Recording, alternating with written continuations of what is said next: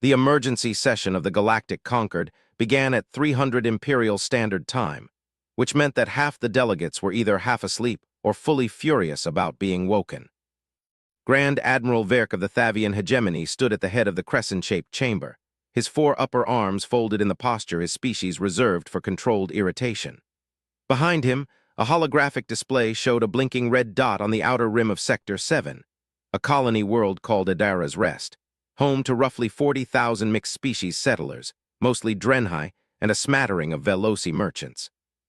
It had gone dark 6 hours ago.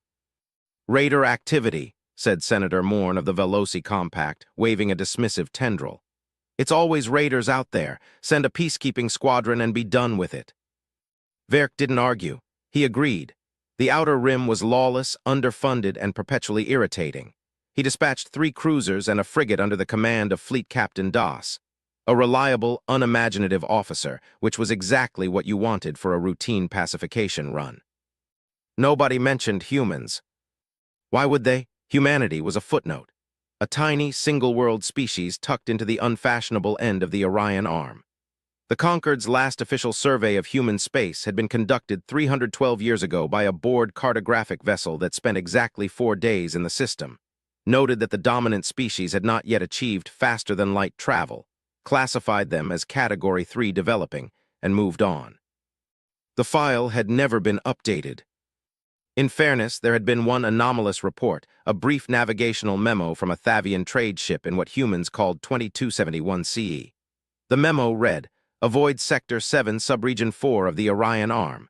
The locals appear to be constructing something of considerable scale in orbital space. Nature unclear. Recommend monitoring."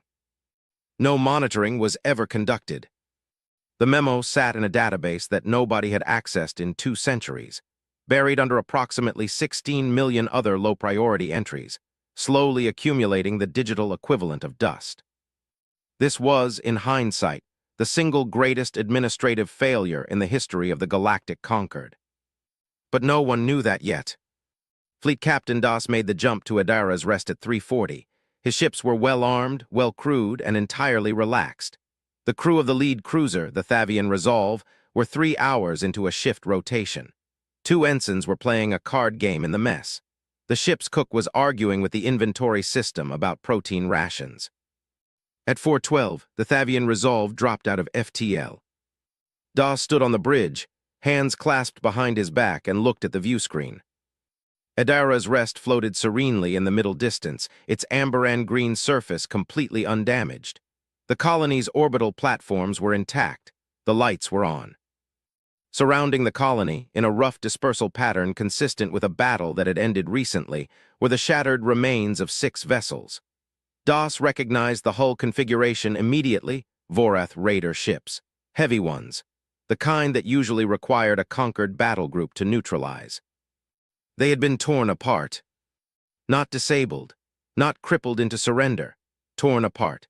The largest piece of debris Das could identify was roughly 1/4 of a Vorath bridge module, and it was venting atmosphere into space with the quiet finality of something that had lost an argument it hadn't known it was having. Das opened his mouth to speak. His sensor officer beat him to it.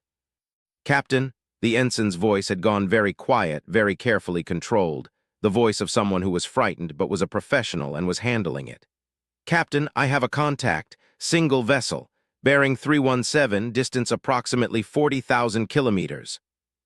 Das turned to the sensor display. The contact was enormous. His display struggled to classify it. No IFF signal, no transponder, no registration code that matched anything in the Imperial database.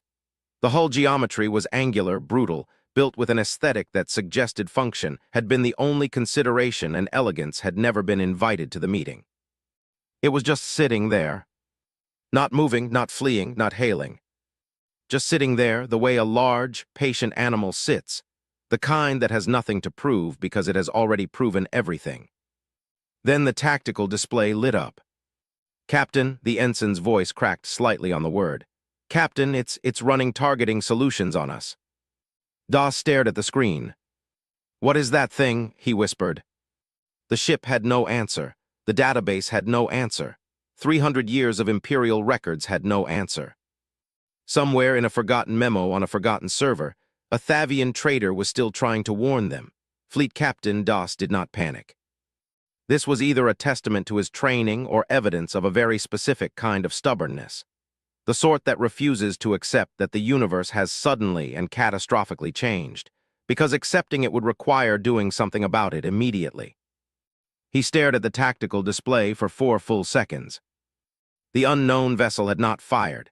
It had run targeting solutions, painted his ships with whatever sensor array it used, but the weapon's indicators remained cold. It was watching him the way a predator watches something that has wandered into its territory, with patience and with complete confidence that it controlled the situation entirely. "All stop," Doss said. "Do not raise shields, do not power weapons." His tactical officer turned to look at him. "Sir, if that thing fires—" "If that thing wanted to fire, we would already be debris," Doss said, with a calmness he absolutely did not feel. "Look at what it did to 6 Vorath heavy raiders. We are 3 cruisers and a frigate. We are not a threat to it. Do not give it a reason to treat us like one." The bridge went silent. The unknown ship continued to watch. Doss keyed his comms. "All ships, maintain position. No aggressive maneuvers. I am transmitting standard Concord diplomatic hailing on all frequencies." He paused. "And someone get me everything in the database on unregistered vessel classes in this sector." His comms officer sent the hail. The response was not immediate, but it came. A signal on a frequency that wasn't in the Concord's standard communication index, using a modulation pattern that the ship's computer took nearly 2 minutes to decode. What emerged from the decoder was not an alien language. It was human. Specifically, it was a pre-recorded automated identification broadcast, the kind a vessel sends out as a matter of navigation protocol rather than active communication. It gave a ship name, a registry number, and a fleet designation. The comms officer read it out loud in the flat, careful voice of someone reading a sentence they don't fully believe. "UNSC Perseverance, United Nations Space Command, Sol Defense Fleet 3rd Expeditionary." Silence on the bridge. Doss turned slowly to his intelligence officer, a sharp-minded Veloci named Kret who had, until this moment, been the most composed person in the room. Kret's skin, a natural communicator of emotional state in his species, had gone the pale, washed-out gray of extreme confusion. "Humans," Doss said. It wasn't a question. "Humans," Kret confirmed. "But sir, humans don't have ships, not like this. Humans are Category 3, pre-warp, last surveyed." 300 years ago," Doss said. The words sat in the air between them, like something heavy that had been dropped. 300 years. Doss looked back at the view screen. The Perseverance hadn't moved. It was approximately 4 kilometers long by his best estimate, a rough measurement because the ship's geometry made clean sensor readings difficult. Its hull was dark, not black, but a very deep gray that seemed to absorb light without reflecting it. Along its flanks were rows of what the tactical computer tentatively identified as weapons emplacements, though they used configurations that matched nothing in the Imperial Arsenal database. Whatever those weapons were, 6 Vorath heavy raiders had found out the hard way. Doss transmitted his full sensor report to Imperial High Command, attached a preliminary observation, nature of contact unknown. Recommend immediate consultation with Xenology and Intelligence divisions, and settled in to wait for a response. It took 11 minutes for High Command to reply. The message was 2 words: "Come home." Back at the Thavian Imperial capital, the reaction to Doss's report was best described as controlled hysteria. Grand Admiral Verk read the sensor data 3 times, handed it to his intelligence chief, watched her read it once, and observed with some professional satisfaction that her skin also went gray. There was comfort in shared confusion. Within the hour, the report had reached the Emperor's Council. Within 2 hours, it had leaked, as everything always leaked, and the corridors of the Imperial administration were buzzing with something between curiosity and dread. Intelligence Director Helvin called an emergency briefing and pulled every file the Concord had on humanity. There were not many. The survey from 312 years ago, the navigational memo, 3 intercepted human radio transmissions from approximately 200 years ago, which had been categorized as cultural noise and filed under low-priority species. No further action required. a blurry long-range optical image of what might have been an orbital construction frame, taken incidentally by a survey drone 140 years ago and never followed up on. That was everything. 300 years of silence, and at the end of it, a ship 4 kilometers long, floating over a colony it had apparently decided to protect, running targeting solutions on conquered warships with the relaxed confidence of something that had done this before. Helvin stared at the image of the Perseverance for a long time. "Find me a linguist," she said finally, "someone who speaks human." Linguist, they found, was not what intelligence director Helvin expected. Siravel was young, barely into her 3rd decade, which for a Thavian was still practically adolescence. She had studied human languages as an academic curiosity, a niche interest that her university supervisors had gently described as professionally inadvisable. Human studies wasn't a career path. Humans weren't going anywhere. They were a Category 3 species in a quiet corner of a minor arm, interesting perhaps to historians, irrelevant to anyone else. Siravel had studied them anyway because she found them strange, and she had always been drawn to strange things. She stood now in the intelligence briefing room, surrounded by flag officers and senior analysts twice her age, looking at the sensor image of the Perseverance with an expression of profound, uncontained fascination. "You can communicate with them?" Helvin asked. "I can speak 3 of their major language variants," Siravel said, "and I've studied their communication protocols. That automated broadcast your captain received, that's standard UNSC identification format. It means the ship is military, active duty, and registered to a fleet structure." She paused. "A fleet structure implies more than one ship." The room absorbed that. "How many more?" Verk asked. "I don't know," Siravel said honestly. "But the designation says 3rd Expeditionary, which implies at minimum a 1st and a 2nd. Another silence. Siravel was given a communication terminal and a direct line to the Perseverance's frequency. She composed her hail carefully, formal, non-threatening, identifying herself as a diplomatic representative of the Galactic Conquered, expressing peaceful intent, requesting dialogue. The response came back in 11 minutes. It was a human voice, female, measured, carrying the particular cadence of someone who was very accustomed to being in charge and very unimpressed by the present circumstances. The universal translator Siravel wore rendered it into Thavian as she listened. "This is Commander Yale Oren of the UNSC Perseverance. We received your hail. We're willing to talk. For the record, we were here at Adara's Rest because the colony requested assistance. 6 Vorath raider vessels entered the system 40 hours ago and began targeting civilian infrastructure. We neutralized them. The colony is safe. Your peacekeeping squadron arrived after the situation was resolved." A pause. "We suggest your squadron stands down. They're making everyone nervous." Siravel relayed this to the room. Helvin leaned forward. "Ask her, what does humanity want?" Siravel transmitted the question. The reply was shorter this time. "Right now, a conversation. That would be a good start." What followed over the next 72 hours was not a conversation so much as a controlled unraveling of 3 centuries of assumptions. Intelligence pulled everything. Academic papers on human biology, what little existed. The intercepted radio signals from 2 centuries ago, which, reviewed now with fresh urgency, revealed a species that had been watching the stars with extraordinary longing and building toward them with methodical determination.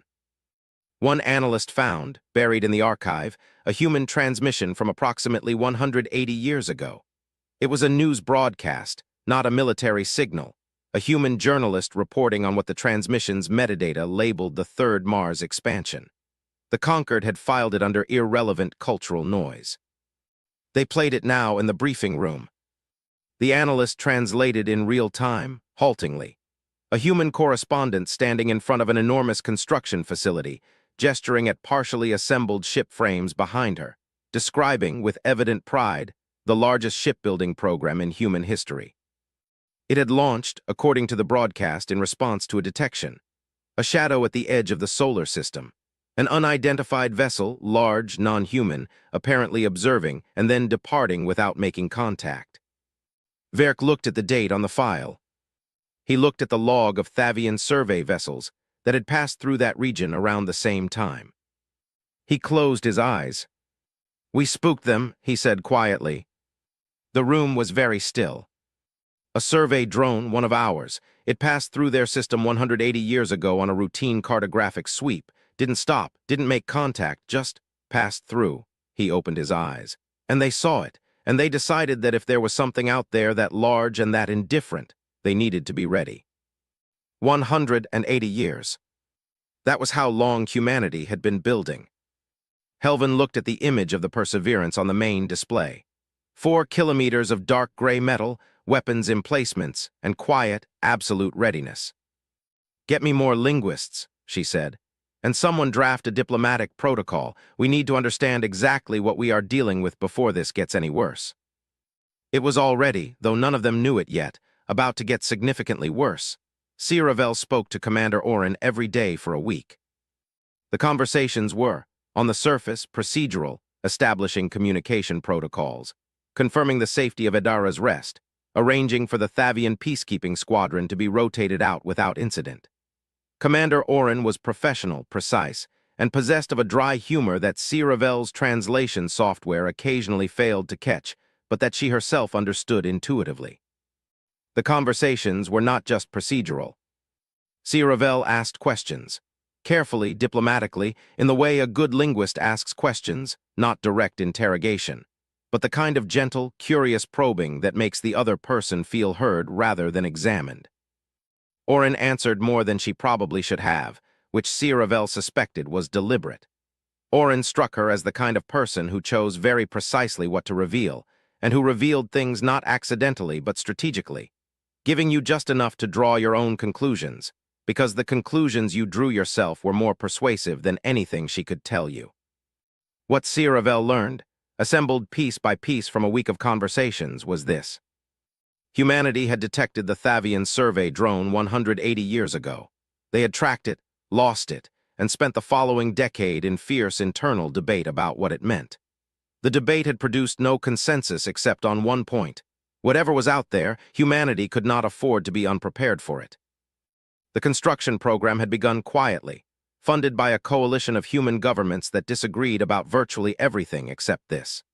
It had continued for 180 years, expanding in scope as human technology advanced, as new discoveries were made, as the implications of what lived in the galaxy beyond their solar system became gradually, uncomfortably clearer through long-range observation. They had not come out of hiding until they felt ready. And their definition of ready, Sci-Fi understood this now with absolute clarity, was not the same as anyone else's definition. She filed her report to Helvin on the 8th day. It was classified immediately, restricted to a council of 12. The relevant section read, humanity did not expand into the galaxy out of curiosity or ambition. They expanded because they made a calculated determination that remaining isolated was, long-term, more dangerous than emerging. They are not aggressive. They do not appear to want conquest, resources, or territory beyond what they currently hold. What they want, and this is the part I urge the Council to absorb carefully, is stability. They believe the galaxy is dangerous. They believe they are capable of making it less dangerous, and they have spent 180 years building the tools to act on that belief. They are not aggressive, they are prepared. There is a difference, and it is terrifying. The report reached Senator Drath of the Thavian Military Council on a Tuesday. He read it twice, set it down, and convened an emergency closed session of the Council's Security Committee. Drath was not a stupid man. He was, however, a frightened one, and frightened men in positions of power have historically made decisions that look, in hindsight, like the kind of decisions that only frightened men in positions of power could possibly make. The session lasted 4 hours. At the end of it, a motion had passed. Humanity was an unregistered military power operating without Concord oversight in Concord-adjacent space. This was, technically, a violation of the Concord's border protocols. Action should be taken. Helvin, when informed of the motion, requested an urgent meeting with Drath. She was told the council had already drafted the order. She asked, very carefully, whether anyone on the council had read her intelligence report. There was a pause. We read the summary, said Drath's aide. Helvin closed her eyes. The summary, she said, was 1 page. The report was 40. The summary did not include the section about the fleet. Another pause.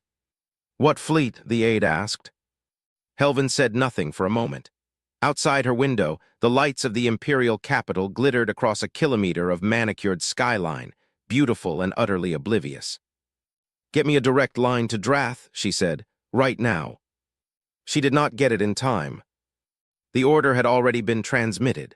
The diplomatic shuttle that carried Sci-Fi to the Perseverance was small, unarmed, and painted white. The Concord's universal signal of peaceful intent, a convention so old that no one alive remembered negotiating it. Commander Orin met her at the docking bay personally. She was shorter than Sci-Fi had expected. Humans were described in the old survey files as medium-sized bipeds, but somehow Sci-Fi had constructed a mental image of someone more physically imposing. Orin was compact, dark-haired, with the particular stillness of someone who had long ago made peace with the weight of command. She wore a uniform that was functional to the point of austerity. No decorations except rank insignia, and a small rectangular patch on the left shoulder that bore a flag Sci-Fi recognized from her studies, the blue field and laurel wreath of the United Nations. "Sci-Fi," Orin said, extending a hand. Sci-Fi had read about the human handshake. She took the hand and shook it, and Orin's grip was firm but not aggressive, the grip of someone who understood the gesture as connection rather than dominance. "Thank you for agreeing to this," Sci-Fi said. "I've been waiting for this conversation for a while," Orin replied. "Come on, I'll show you around." What Sci-Fi saw over the next 6 hours fundamentally reorganized her understanding of the universe. The Perseverance was not simply large, it was dense. Every centimeter of space had been used deliberately. The ship carried its own manufacturing capability, fabrication bays that could produce replacement components, munitions, even additional drone craft entirely from raw material stocks. It carried a full medical facility, a hydroponic bay that produced a significant portion of the crew's food supply, a crew of 4,200 humans, and they were, to a person, calm. Not bravado calm, not forced calm. Actually calm, the calm of people who had trained for a very long time, trusted their equipment completely, and had already faced enough genuine danger that a conquered peacekeeping squadron hovering nervously at 40,000 kilometers barely registered. Orin showed her the weapon systems last. They stood in a long, dim corridor that ran along the ship's port flank, looking through reinforced viewports at the emplacements. Up close, they were less alien than they appeared on a sensor screen. There was a logic to them, a visible engineering philosophy. High-velocity kinetics, directed energy weapons. Something Orin called a spinal mass driver that ran the length of the ship's core, and that, the commander explained with quiet simplicity, was designed to defeat any armor profile the UNSC had been able to model. "You modeled our armor?" Sci-Fi asked. "We modeled every armor profile we could observe from long range," Orin said. "We've been watching your ships for about 60 years. Passively, no contact, no interference, just watching and learning." She paused. "You've been watching us too, I assume." "Not recently," Sci-Fi admitted. Orin nodded slowly, as if this confirmed something she'd suspected. "That's what we thought." They stood in silence for a moment. "How many ships?" Sci-Fi asked. Orin looked at her for a moment, that calculated look, weighing what to reveal and what to keep. Then she appeared to decide. "The Sol Defense Fleet has 340 active capital ships," she said. "Cruiser class and above. We have approximately 1,200 additional vessels in the frigate and destroyer range. We also have static defense installations at every inhabited human system. There are currently 11 of those." She paused. "We're not trying to frighten you. I want to be clear about that. We built what we built because we believed it was necessary. We would prefer not to use any of it." Sci-Fi stood very still. 300 years, 11 worlds, 1,500 ships. "What do you want?" she asked. The same question Helvin had asked a week ago, but asked now differently, asked with understanding instead of fear. "The same thing everyone wants," Orin said, "to not have to use any of this." The fleet assembled at Concord Station 7 over the course of 4 days. 40 warships, the largest peacetime deployment in the Thavian hegemony's recent history. Dreadnoughts, cruisers, a carrier group. Senator Drath had insisted on the number personally. 40 ships, he argued, was a show of force that any species would respect. It was overwhelming. It was decisive. It sent a message. It sent a message, Helvin thought. watching the fleet's formation on the strategic display, that revealed exactly how frightened they were and exactly how little they understood what they were frightened of. She had been unable to stop the deployment. She had filed her objections in writing, argued them in person, and been overruled by a committee of people who had not read 40 pages, and had, therefore, retained a comfortable misconception about the relative military positions of the Galactic Concord and humanity. The fleet's orders were simple: transit to the border of human space, establish a formation, and transmit an ultimatum. Humanity was to submit to Concord oversight, register its fleet, and accept a monitoring protocol or face a quarantine of human space, enforced by the 40 ships now burning toward the border. Helvan drafted a personal message to Sierravel: be ready. And whatever happens, do not let Commander Oren think this represents the entire Concord's position. It does not. Some of us understand. She sent it and waited. The fleet crossed the border marker at 1600 hours and held its formation at the designated coordinates. Fleet Admiral Kavash transmitted the ultimatum on all frequencies, in all Concord languages, and waited for a response. He waited 23 minutes. Then his comms officer said very quietly, "Sir, we have a response. It's a human vessel. It's Commander Oren." Kavash straightened, put it through. Commander Oren's voice filled the bridge. She did not sound angry. She did not sound threatened. She sounded, if anything, faintly tired, the weariness of someone who had been hoping not to have this particular conversation. Fleet Admiral Kavash, we received your transmission. I'm going to be direct with you because I think we've passed the point where indirect communication is useful. The Concord's quarantine protocol is not viable. I want to explain why, because I think you may not have complete information. Your fleet is standing at coordinates that you believe are the boundary of human-controlled space. They are not. You crossed into our sensor coverage approximately 4 hours ago. You have been tracked since then. Every ship in your formation has been cataloged, classified, and has had a targeting solution generated and confirmed. I am not telling you this to threaten you. I am telling you so that you understand the conversation we're having. You came here to demonstrate capability. I'm letting you know what capability actually looks like in this neighborhood. A pause. We have no interest in conflict with the Concord. We have considerable interest in a conversation with the Concord. I suggest your Fleet Admiral transmit a request for diplomatic dialogue rather than an ultimatum, and we can begin having the conversation that should have happened 300 years ago. We suggest you reconsider. Have a good evening. The transmission ended. Kavash stared at the display for a long moment. Then he turned to his sensor officer. Run me a long-range sweep, everything in range, full spectrum. The sensor officer ran it. What came back onto the display made the bridge go completely silent. Beyond the border marker, at varying distances, stationary, dark, and waiting, were ships. Not the Perseverance alone. Not a single vessel that had been politely showing the flag. Ships. The sensor officer counted aloud. He stopped at 64 and then said, "Sir, I'm detecting more contact signatures deeper in. The range limit is cutting off the count." Kavash looked at the display, at the neat, patient grid of contacts. At the weapon's signatures, his sensors were just barely resolving, each one representing a capability his tactical computer was straining to classify. He thought about the 6 destroyed Vorath raiders. He thought about the word reconsider. He picked up his comms and sent one message back to Imperial High Command. It read, "Diplomatic dialogue. Immediately, please. Commander Yale Oren arrived at the Imperial capital on a Thursday." She came alone. This detail, transmitted in advance, confirmed, and still somehow not believed, until she actually stepped off the shuttle, caused more anxiety in the Imperial security apparatus than anything that had come before it. An entire interspecies diplomatic crisis, and the human representative arrived unescorted, unarmed, carrying a single bag, and asked politely if there was somewhere to get coffee before the summit began. There was considerable debate about what this meant. Arrogance was the leading theory. Helvan argued it was something more precise, confidence. Not arrogance, which is the performance of capability, confidence, which is its internalization. Oren didn't bring guards because she didn't need them, and she knew she didn't need them, and she didn't feel any particular need to perform anything for anyone. She was shown to guest quarters. She slept 8 hours, she ate breakfast.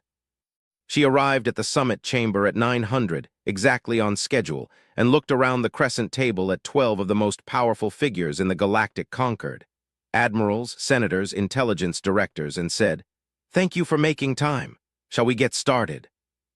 Helvin had prepared extensively for the negotiation, but she found, an hour in, that it wasn't really a negotiation in the conventional sense. Orin had come with a position. It was clear, it was detailed, and it had apparently been prepared not in the last week, but over a very long period of time, refined, tested, considered from every angle by people who had been thinking about this meeting since before any of the people currently in the room had been born. Orin placed a data chip on the table. "This is the Treaty of Mutual Recognition," she said. "We wrote it. You're welcome to modify the language, we'd expect that. But the core clauses are non-negotiable, and I want to walk you through them so there are no misunderstandings." She was direct, completely, unambiguously direct. Helvin had worked with diplomats her entire career, and every one of them had shared a fundamental professional instinct. Never say what you mean immediately, because the space between what you say and what you mean is where leverage lies. Orin didn't seem to have that instinct. Or rather, Helvin revised this thought carefully, she had it, and had made a calculated decision to abandon it, because she had calculated that she didn't need it. Clause 1. Mutual recognition. The Galactic Concord would formally recognize humanity as a sovereign spacefaring civilization with full territorial rights over currently occupied systems. Clause 2. Equal standing. Humanity would join the Concord as a full member state, not a subject or protectorate, with voting rights equivalent to those of the Thavian hegemony. Clause 3. Open trade. Standard Concord trade protocols applied without tariff discrimination. Clause 4. Senator Drath read Clause 4 twice. Then he read it a third time because he wanted to be absolutely certain he was understanding it correctly. "You're saying," he said slowly, "that if any conquered member world is attacked, any world, not just your own, humanity will respond. Militarily." "Correct," Orin said. "Without conquered authorization, without a vote." "Without delay," Orin said. "If one of your worlds is burning, you don't have time to wait for a vote. We respond and we discuss politics afterward." Drath set down the document. "That's not a treaty clause, that's a guarantee, a unilateral guarantee." "Yes," Orin said. "Why?" he asked.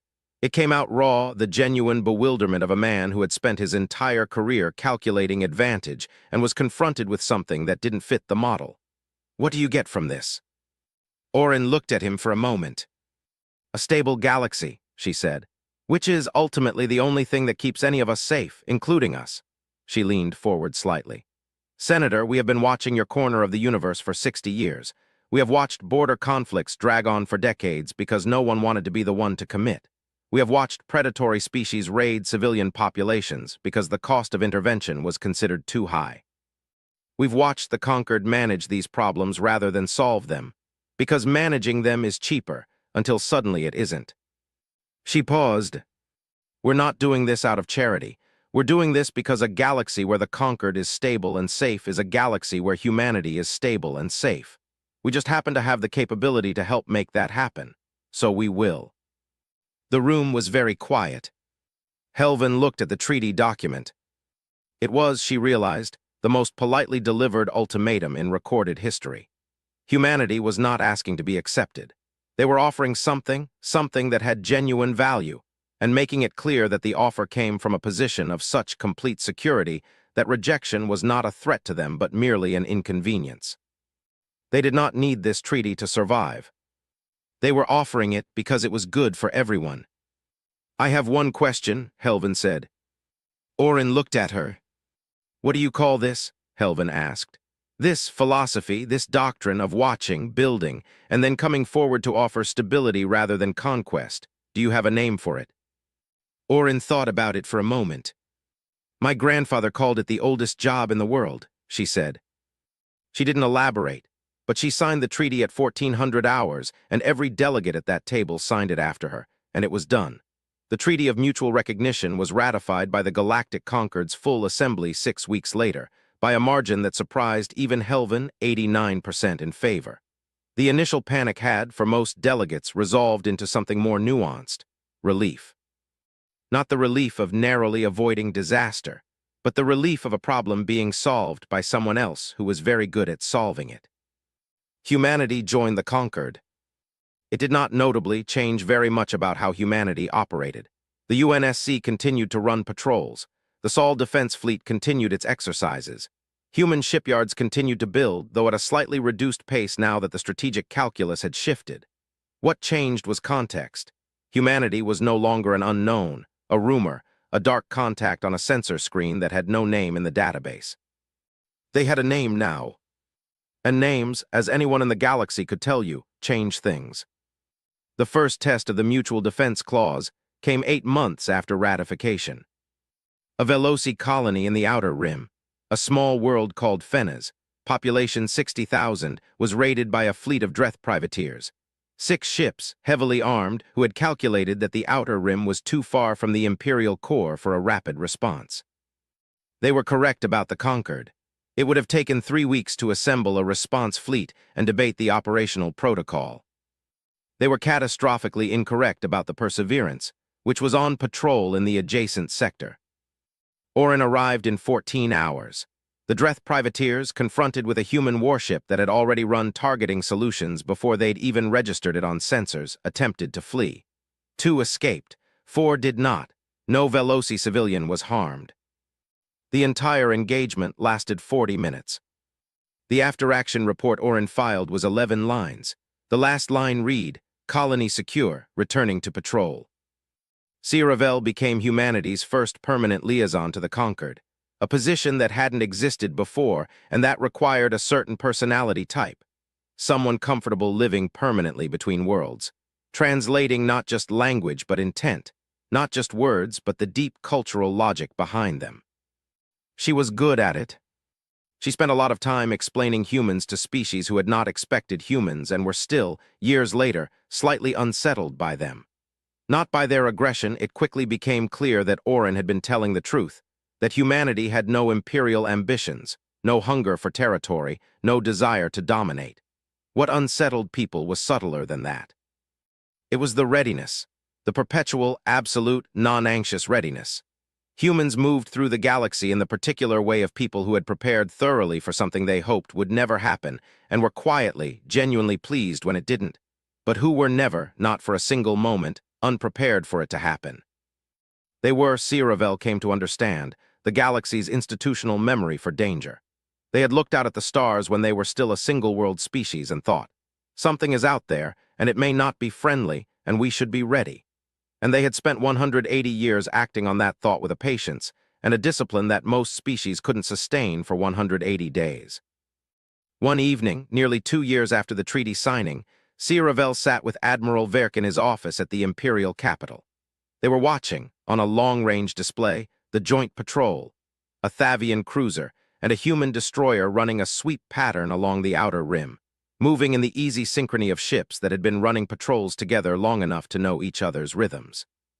40 years ago, Verk said, that sector had 3 active pirate networks. We managed them, kept them contained, never fully solved the problem. He watched the patrol. Last incident was 8 months ago, the Dreth privateers. A pause. Humans were there in 14 hours. Siravel nodded. What do they call it? Verk asked. Orin mentioned a word once when I asked her about their doctrine. She said her grandfather used it. She didn't explain it. Siravel smiled. She had asked Orin the same question a year ago and had spent some time afterward researching the answer. The doctrine has a formal name, she said. They call it deterrence. The idea that if the cost of aggression is guaranteed to be higher than the benefit, rational actors stop being aggressive. And the other word, Verk said, the grandfather's word. Siravel looked at the Joint Patrol on the display. The human destroyer moved with a quiet, unhurried confidence, present, watchful, untroubled. Sheepdog, she said. Verk was quiet for a moment, processing the translation.